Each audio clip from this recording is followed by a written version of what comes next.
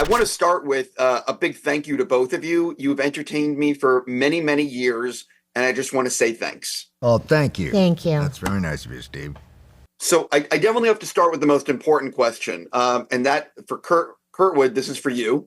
I was scrolling through your very busy Instagram and noticed that your grandson Ryan was wearing a RoboCop T-shirt. Yes. And I just have to know, what does your grandson think of RoboCop?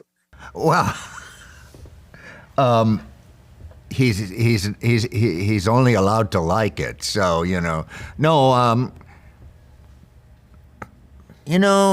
he liked it. He got a kick out of seeing me play. He's a cinema arts major at Providence High School, and so he's getting kind of picky as to what he likes and what he doesn't like. But I think he liked it because I was in it. I'm not sure that he appreciates some elements of the film, the satire in particular. But he's a smart kid, so he enjoyed it. Jumping into why I get to talk to the two of you. It's really hard to have anything be popular or resonate with fans. When did you both realize that 90s show was going to be a hit and you'd get renewed? And when did you have a good feeling about it? That's a question for Debra Joe. I had problems with the first season. I think working with the young cast and realizing that they were special, because they're very special. The growth from last season to this season is incredible.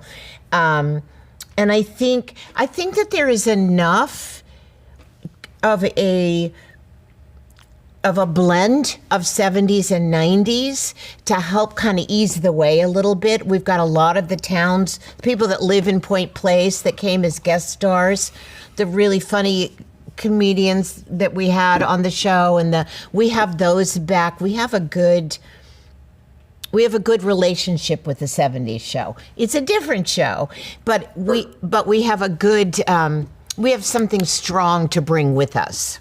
I don't think it took very long to realize that that we had a good group of people, and that there was a good chance that we would go on for a little bit. But you never know until it airs. Right. It's just got to air, and you don't know. I think it depends on what's going on in the world, what's the new thing, whatever. You just don't know. You don't know. So you try to have as much fun as you can while you make it.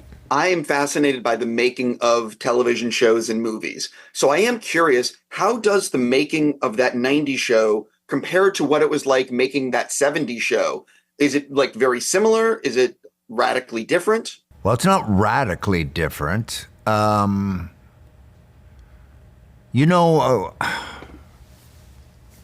and Terry Turner are working on this show principally as advisors, and they were much more active on the 70s show, in particular in the first couple of years.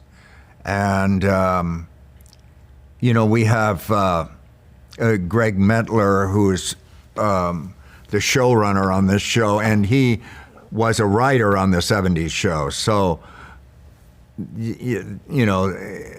there's a direct connection right there. There are other people that worked on the 70s show at various times, and including some writers that have come back and just written one episode this season, like Mark Houdis. So we have worked very particularly in terms of trying to make this show an outgrowth of that show, and I think we've succeeded. See, we have the same set, so we're in the same place. Our furniture is a little different, but for me, we shot 70s show on film, and film is is a little more lovely for women, a little more forgiving than this. So that was a little bit of a shocker for me. So lighting becomes terribly important in the 90s show. That was a big difference that I noticed. But the speed is kind of the same. The schedule is very similar.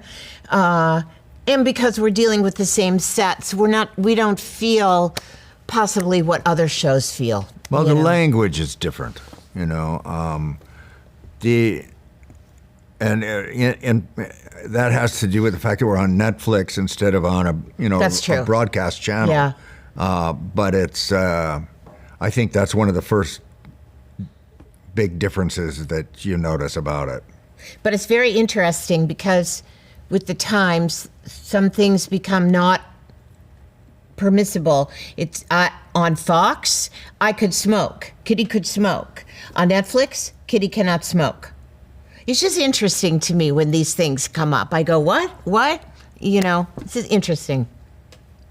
I completely get it. Listen, I have to wrap. Because they don't want to promote it. They don't want to promote it. But you were smoking last night. No, I was not. What were you doing? Putting it out. But No, I couldn't smoke it because I wanted to. But I couldn't. I have to stop. I'm just going to say, seriously, pleasure to talk with both of you. I wish you nothing but the best. Thank you. Thank you so much. Steve.